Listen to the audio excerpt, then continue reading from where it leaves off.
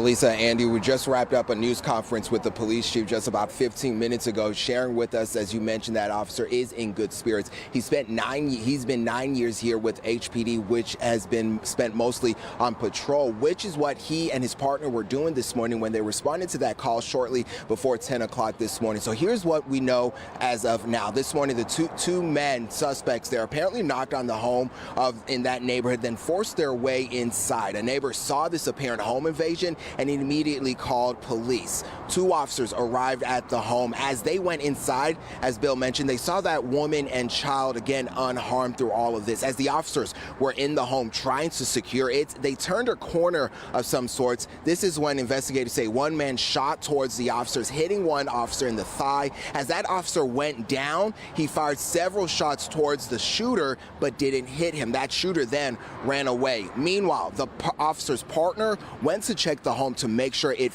in fact was secure. This is when they found a second person, arrested them. Then that officer put that suspect next to the injured officer. That same officer then applied a tourniquet on the wounded officer, stopping the bleeding, and then ran after that shooter, arresting him a short time later. Now, the police chief really giving credit to that neighbor who saw this apparent home invasion happening this morning and immediately calling law enforcement. The chief saying that neighbor says it's a great sign of what being a great neighbor looks like. Again, that injured officer at Memorial Hermann in the medical center recovering from their injuries. Reporting live, Roman Balogan, KPRC 2 News.